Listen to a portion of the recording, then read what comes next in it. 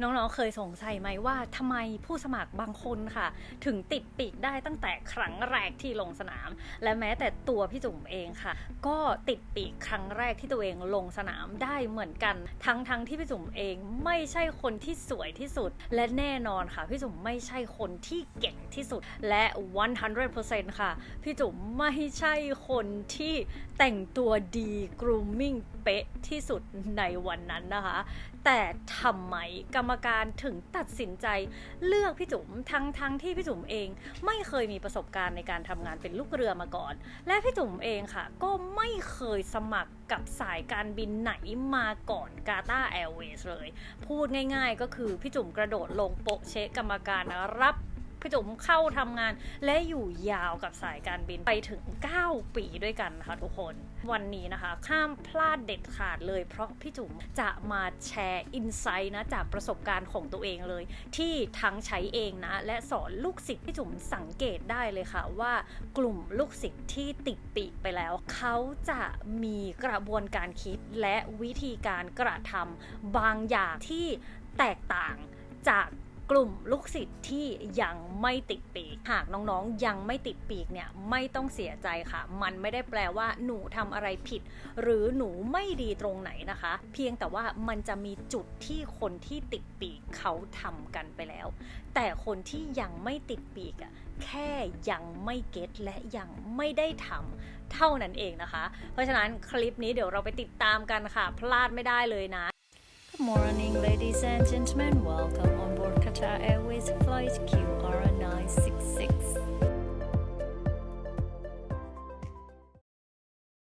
สำหรับน้องๆที่เข้ามาดูคลิปนี้เป็นคลิปแรกนะคะพี่จุ๋มขอแนะนำตัวเองสั้นๆนะพี่จุ๋มเป็นอดีตหัวหน้าแอร์โฮสเตสของสายการบินกาตาร์แอร์เวย์ค่ะและมีประสบการณ์ในการทำงานร่วมกับสายการบินกว่า9 ปีด้วยกันซึ่งช่องนี้ค่ะพี่จุ๋มตั้งใจที่จะทำขึ้นมาเพื่อที่จะแชร์ความรู้และประสบการณ์ต่างๆที่ตัวเองเนี่ยเคยเป็นลูกเรือและได้ใช้ประสบการณ์ตรงนี้เองค่ะนำมาสอนลูกศิษย์ช่วยให้น้องๆหลายคนติดปีกไปแล้วกับสายการบินทั้งในไทยและต่างประเทศนะคะถ้าน้องๆสนใจที่จะทำอาชีพนี้และอยากติดปีกให้ได้ก็กดติดตามกด subscribe และกดกระดิ่งแจ้งเตือนเอาไว้ได้เลยนะคะพี่จุ๋มมาลงคลิปดีๆแบบนี้ทุกสัปดาห์และถ้าน้องๆสนใจคอร์สเรียนหรือ e-book ต่างๆของพี่จุ๋มสามารถไปดูรายละเอียดได้เลยที่ลิงก์ในโปรไฟล์หรือลิงก์ใต้ description นี้นะคะถ้าพร้อมแล้วเราไปเริ่มเนื้อหากันเลยค่ะ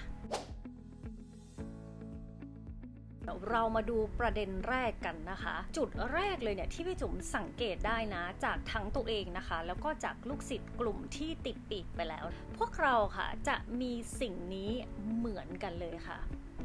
คือความมุ่งมั่นที่จะเปลี่ยนแปลงชีวิต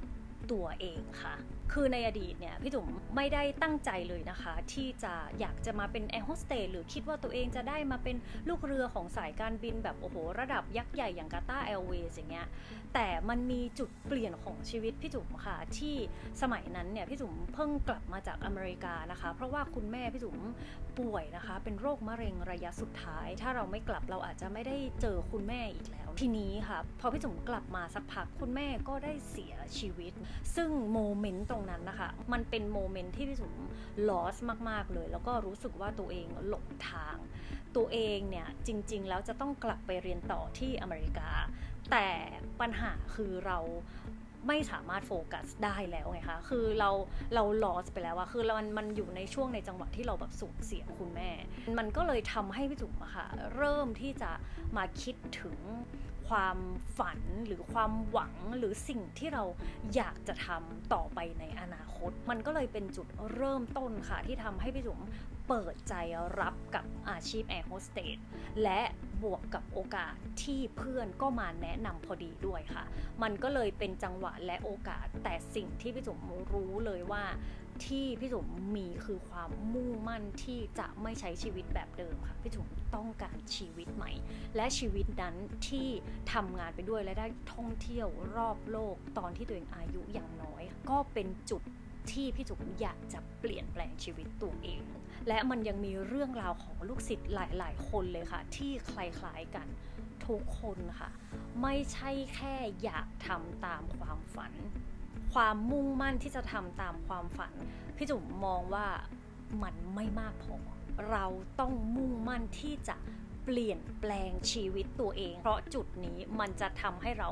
อยากเปลี่ยนแปลงการฝึกฝนตัวเองให้ไปในทิศทางที่มันใหม่ด้วยประเด็นที่2ค่ะที่พี่จุ๋มสังเกตเห็น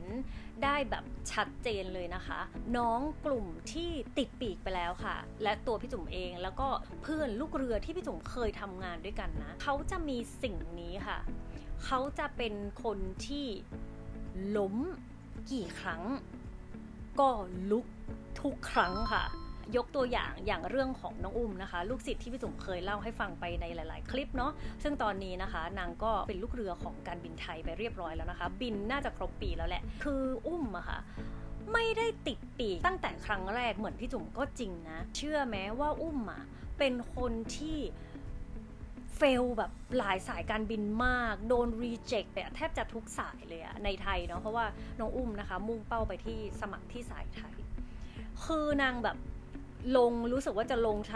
งเวียดเจ็ตเนี่ยไม่รู้จะกี่รอบนะคะลงนกแอร์ก็ไม่ได้นะคะตกแบบหลายรอบมากและทีนี้พอพี่จุ๋มได้เจออุ้มอ่ะก็มาโคชชิ่งกันอะไรแบบเนี้ยด้วยความที่น้องอ่ะเป็นคนที่คุณภาพเขาพอเขาล้มแล้วเขาไม่หายอะค่ะเขาล้มแล้วเขาไม่ตายอะประมาณนั้นน่ะคือทุกครั้งพอเหมือนเขาเฟลมาจากสนามเนี่ยค่ะพี่จุ๋มสังเกตนะเขาจะหายไปสักพักจนพี่จุ๋มคิดว่าคงไม่เอาแล้วหรอมั้งอะไรอย่างเงี้ยเราก็โอเคปล่อยให้ไปฮีลใจปล่อยให้ไปเหมือนแบบตกตะกอนนะคะความคิดกับตัวเองไปอะไรอย่างเงี้ยแล้วพี่จุ๋มก็แค่อยู่ตรงนั้นซัพพอร์ตนะคะแต่จู่ๆค่ะพี่จุ๋มจะมักจะได้ยินแบบไลน์นะคะเด้งขึ้นมาถามคำถามพี่จุ๋มคะหนูจะไปสนามนี้หนูจะเตรียมตัวยังไงหรือทักมาถามว่าพี่จุ๋มคะเดี๋ยวหนูจะไปสัมภาษณ์ที่นี่หนูจะตอบคำถามเนี้ยประมาณนี้พี่คิดว่ายังไงเนี่ยค่ะเป็นประมาณนี้อย่างมีนนะคะน้องมีนก็เป็นลูกศิษย์อีกคนนึงนะคะที่ติดปีกตอนอายุ35ทุกคนและตอนนี้นะคะก็เป็นลูกเรืออยู่ที่ฮ่องกงเอ็กซ์เพรสมีนเนี่ยเชื่อไหมว่าลงเยอะมากค่ะและพี่จุ๋มจำได้ว่าจนมีนแบบทำไมมันถึงเป็นแบบนี้ทำไมกรรมการถึงถามแบบนี้หนูไม่เห็นกรรมการเลยจากที่คนที่มีปัญหาทุกอย่างเลยอะแต่มีนมีข้อนี้คือทุกครั้งที่เวลามีปัญหาค่ะหรือเวลาที่ถูกกรรมการปฏิเสธค่ะก็จะมาเล่าให้ฟังว่ามันเกิดอะไรขึ้นแล้วหลังจากนั้นก็จะหายไปค่ะจนบางครั้งพี่จุ๋มคิดว่าเลิกแบบท้อไปละล้มเลิกไปละแต่เขาก็จะไม่หยุดแล้วก็จะแบบสรุปแล้วที่คิดว่าหายไปอาจจะไปแบบไปปรับใจนะคะไปปรับปรุงตัวเองอะไรแบบเนี้ยลูกศิษย์ที่ติดปีกแต่ละคนนะคะไม่มีใครหายไปจากกระบวนการเลยเขาล้มก็จริงแต่เขาไม่หยุดเดินแล้วเขาก็ลุกขึ้นมาแล้วเดินต่อทุกครั้งค่ะจนวันที่พี่จุ๋มดีใจที่สุดก็คือวันที่ตัวเองได้รับไลน์แล้วก็บอกว่าพี่จุ๋มคะหนูได้ปีกแล้วประเด็นที่3ค่ะเรื่องนี้สำคัญมากอันนี้รวมทั้งตัวพี่จุ๋มเองด้วยแล้วก็ลูกศิษย์ด้วยนะคะสิ่งที่พี่จุ๋มเห็นได้แบบชัดเจนและทุกคนเป็นเหมือนกันทั้งหมดเลยนะคะรอบที่เขาได้ติดปีกมันเป็นรอบที่เขาไม่คาดหวังกับผลลัพธ์เลยค่ะทุกคนกลับมาบอกพี่หมดเลยว่าหนูเข้าใจแล้วกับคำว่าปล่อยจอยหนูเข้าใจแล้วกับคำว่าโฟกัสในการกระทำของตัวเองหนูเข้าใจแล้วว่าไปแล้วแบบสนุกสนานอย่างเงี้ยอย่างไอ้อุ้มก็จะบอกเลยว่าโอ้โหรอบนั้นหนูไปแบบหนูเต็มที่แล้วหนูใส่สุดแล้วเพราะปีกแรกของอุ้มที่ได้ก่อนการบินไทยค่ะอุ้มจะได้ไทยเวียดเจ็ตและรู้สึกว่าปีนั้นเนี่ยถ้านางไม่ได้คืออายุนางจะเกินแล้วน้องก็เลยเหมือนแบบโอเควะใส่เต็มเหนียวเลยเป็นตัวเองคือแบบทุกอย่างที่พี่สอนคืออุ้มทำทั้งหมดและหลังจากนั้นก็ติดจริงๆทุกคนเป็นเหมือนกันค่ะสนามที่เขาปล่อยวางทุกอย่างไม่คิดแล้วว่าตัวเองจะได้หรือไม่ได้ทุกคนใส่เต็มที่แล้วก็โฟกัสที่ performance ของตัวเองมันเป็นรอบที่เขาได้รับคัดเลือกค่ะนั่นแน่ดูเพลินเลยนะก่อนที่เราจะกลับเข้าไปดูเนื้อหาหลักพี่จุ๋มเนี่ยได้รับข้อมูลหลังบ้านมาเยอะมากๆเลยว่าน้องๆต้องการสิ่งนี้ก็คือ e-book Airlines Interview สำหรับน้องที่ยังไม่มั่นใจในการสัมภาษณ์ไม่รู้เลยว่าจะตอบคำถามกรรมการยังไงให้ตรงจุดไม่รู้ว่าจะตอบยังไงให้กรรมการประทับใจนะพี่จงมานั่งดูแล้วค่ะปัญหาที่พวกเราเจอกันบ่อยๆเลยนะคะก็คือเราไม่แน่ใจว่าคำตอบของเรามันดีพอหรือยังหรือมันเป็นคำตอบที่ถูกต้องไหมมันจะเป็นคำตอบที่สายการบินอยากที่จะได้ยินจากเราไหมความไม่มั่นใจตรงนี้เองล่ะค่ะทำให้เราไปเกิดอาการช็อตไมค์บ้างแหละพูดไม่ออกบ้างนะหรืออาจจะพูดมากเกินไปจนจับใจความหรือจับประเด็นไม่ได้ปัญหาตรงนี้จะหมดไปเลยนะทุกคนพี่จุ๋มทำ e-book Airlines Interview เล่มนี้นะคะมาเพื่อแก้ปัญหานี้โดยเฉพาะและพี่จุ๋มก็ยังมีตัวอย่างคำถามคำตอบ40คำถามเลยนะที่พี่จุ๋มไปดูและว่าส่วนใหญ่เนี่ยกรรมการถามคำถามไม่พ้นพวกนี้หรอกมันเป็น Airline Industry เนาะเพราะฉะนั้นสิ่งที่พวกเขาต้องการที่จะวัดพวกเรามันไม่หนีไปมากกว่านี้นะคะแล้วก็ยังมีอีก50 in-flight scenario สถานการณ์บนไฟลท์ต่างๆที่มันจะเกิดขึ้นและไม่พอเท่านั้นทุกคนจุ่มรวบรวมสถานการณ์จาก Qatar Airways มาอีก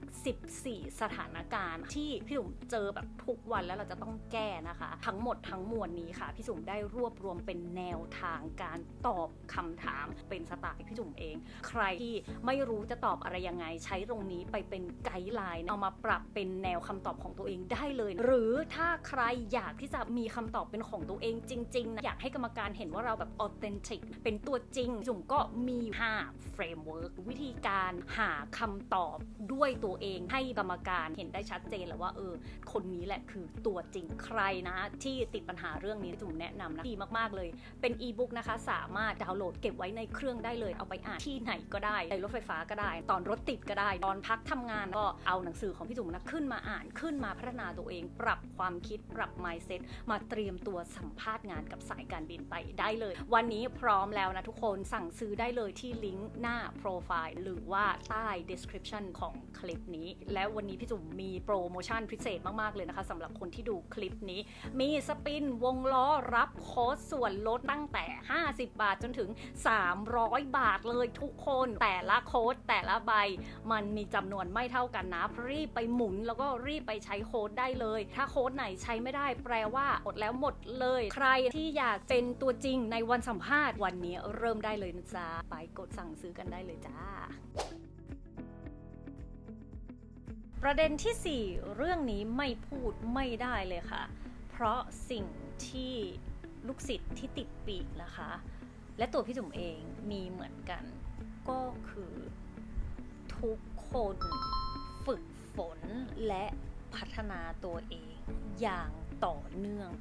ไม่มีใครหยุดเลยค่ะและไม่มีใครเดินออกนอกเส้นทางพี่จุ๋มไม่รู้หรอกค่ะว่าน้องจะติดปีกได้เมื่อไหร่ได้ปีไหนได้เดือนไหนนะคะหรือได้รอบสนามรอบไหนเรื่องนี้มันเป็นเรื่องที่ไม่สามารถการันตีและควบคุมได้แต่สิ่งที่พี่จุ๋มกล้าการันตีจากผลลัพธ์ของลูกศิษย์ตัวเองคือไม่มีใครเลยแม้แต่คนเดียวค่ะที่ give up ระหว่างทางที่เดินออกนอกเส้นทางที่จะคิดว่าตัวเองแบบไปไม่ถึงฝันแล้วหยุดตัวเองซะอย่างนั้นนะคะไม่มีค่ะทุกคนฝึกจำได้ไหมที่พี่จุ๋มเล่าให้ฟังก่อนหน้านี้ทุกคนหลังลงสนามหลังจากการเฟลทุกครั้งจะกลับมาถามพี่จุ๋มหนูทำอย่างนี้มันคืออะไรมันใช่ตรงนี้หรือเปล่าหนูคิดว่าหนูพลาดตรงนี้หนูคิดว่าหนูผิดตรงนี้หรือบางคนนะถึงแม้ไม่รู้ว่ากรรมการเขาไม่เอาเราเพราะอะไรอะเมื่อแชร์เรื่องราวต่างๆและได้รับฟีดแบ็กกลับไปค่ะทุกคนเอาไปฝึกฝนตัวเองเอาไปปรับใช้เอาไปปรับเข้ากับกระบวนการของตัวเองค่ะและเอากระบวนการนั้นไปสัมภาษณ์ในสนามถัดไปค่ะเขาทำแบบนี้ไปเรื่อยๆจริงๆเรื่องนี้พี่จุ๋มเขียนละเอียดมากนะมันอยู่ในหนังสือ e-book Airlines Interview ที่พี่จุ๋มพูดไปแล้วนะคะมันจะมีบทหนึ่งที่พี่จุ๋มเขียนถึงเรื่องการทำแบบ six loop นะคะก็คือ6 loop การทำแบบต่อเนื่องมันจะทำให้เราติดปีกได้เพียงแต่ว่าเราไม่หยุดทำมาถึงประเด็นที่5ประเด็นสุดท้ายแล้วนะคะพี่จุ๋มคิดว่ามันสำคัญไม่แพ้ประเด็นอื่นเลยก็คือการค้นพบเสน่ห์หรือจุดแข็งของตัวเองค่ะที่ เป็นเวอร์ชั่นที่เชื่อมต่อกับสายการบินนั้นได้หลายคนเนี่ยอาจจะเข้าใจผิดเพราะพี่จุ๋มเนี่ยเคยแชร์ไปแล้วเนาะว่าให้น้องเป็นตัวเองที่สุดค่ะให้น้องแบบเป็นตัวเองไปเลยนะคะแต่หลายคนก็กลับมาบอกพี่จุ๋มค่ะว่าพี่คะหนูเป็นตัวเองแบบสุดๆเลยหนูพูดทุกอย่างแบบเป็นตัวเองที่สุดเลยค่ะแต่หนูก็ยังไม่ติดปีกคลิปนี้และพาร์ทนี้พี่จุ๋มขอพูดให้เคลียร์ตรงนี้เลยก็แล้วกันนะคะในเรื่องของเสน่ห์หรือจุดแข็งหรือการเป็นตัวของตัวเองของเราค่ะมันต้องเป็นเวอร์ชั่นที่เชื่อมโยงกับสายการบินและสายการบินเห็น potential เราในการเป็นลูกเรือได้ด้วยค่ะไม่ใช่การเป็นตัวเองแบบนอนอลังชางอยากทำอะไรก็ได้อยากติดโบใหญ่แค่ไหนก็ได้อยากทาอะไรก็ได้ค่ะแต่แบบมองไม่เห็นถึงความต้องการของสายการบินนะคะซึ่งพี่จุ๋มมั่นใจเลยว่าถ้าใครนะคะค้นพบเสน่ห์ของตัวเองค้นพบจุดแข็งที่เราเห็นแล้วเรารู้ว่าสายการบินต้องการเราแน่ๆตรงนี้แหละมันจะเป็นจุดเบรกเลยจุดเบรกทุกอย่างนะคะอย่างที่พี่จุ๋มได้เล่าให้ฟังตั้งแต่ต้นคลิปว่าสิ่งที่ทำให้พี่จุ๋มได้งานกับสายการบินตั้งแต่ครั้งแรกไม่ใช่เพราะพี่จุ๋มสวยที่สุดในฮอไม่ใช่ว่าพี่จุ๋มเก่งที่สุดในฮอนึกออกไหมไม่ใช่ว่าแบบพี่แบบเป๊ะปังอลังเวอร์เพอร์เฟกต์เนี่ยพี่ห่างไกลถูกไหมแต่พี่รู้ว่าเสน่ห์ของพี่อยู่ตรงไหนและพี่รู้ว่าจุดแข็งข้างในของพี่ที่ไม่มีใครแบบให้ตายยังไงก็ไม่มีใครมาดึงของพี่ออกไปได้ไม่มีใครที่จะมาทำมาเรียนแบบตัวพี่ได้จุดนี้แหละที่พี่ทำให้กรรมการเห็นและเขาซื้อพี่เพราะฉะนั้นตรงนี้ค่ะทำไมน้องๆหลายคนถึงไปดูรีวิวแล้วไม่เวิร์กทำไมหลายคนถึง copy นะคะท่าทางของคนอื่นแล้วไม่เวิร์กหรือบางคนค่ะซ้ำร้ายไป copy คำตอบของคนอื่นเลยค่ะแบบเอาเดะเลยเอาซิเธอตอบแบบนี้แล้วได้ปีกใช่ไหมฉันตอบแบบเธอเดะเลยแต่ปรากฏว่ายังไงก็ไม่ได้ปีกอยู่ดีค่ะเพราะอะไรเพราะการได้ปีกมันไม่มีสูตรสำเร็จตายตัวมันไม่มีว่าเหตุผลที่คนนี้ได้ปีกจะเป็นเหตุผลเดียวกับอีกคนหนึ่งที่ได้ปีกเหมือนกัน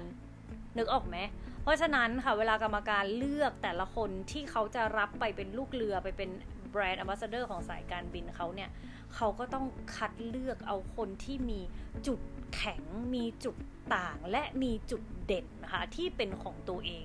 เพื่อที่เวลาจะเอาไปแมทช์กับคนกลุ่มใหญ่เนี่ยเวลาคนที่มีความแตกต่างความหลากหลายที่ชัดเจนนะคะจะทำงานร่วมกันได้อย่างมีประสิทธิภาพโอเคไหมเพราะฉะนั้นนะคะ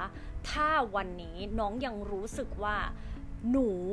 มาผิดทางเลยค่ะพี่จุ๋มที่หนูเข้าใจในการสมัครในการสัมภาษณ์แอร์โฮสเตสหนูเข้าใจผิดนะคะไม่ต้องกังวลค่ะมันไม่มีวันที่สายเกินไปนะคะวันนี้พี่จุ๋มมีเช็คลิสต์นะคะ100สกิลเช็คลิสต์ที่ให้น้องๆลองเอาไปทบทวนกับตัวเองก็ได้ค่ะสำหรับคนที่ยังสับสนยังไม่รู้ว่าจุดแข็งหรือเสน่ห์ของตัวเองจะเป็นยังไงตรงไหนนะคะพี่จุ๋มแจกฟรีให้กับน้องๆและมีโบนัสเป็น PA script ทั้งภาษาไทยและภาษาอังกฤษให้น้องๆเอาไปฝึกพูด PA ได้ที่บ้านนะคะซึ่งวิธีการได้มาซึ่งเช็คลิสต์นั้นก็ไม่ยากเลยค่ะแค่เข้าไปทำแบบสำรวจปัญหาของผู้สมัครลูกเรือนะคะพี่จุ๋มแปะลิงก์ไว้ใน description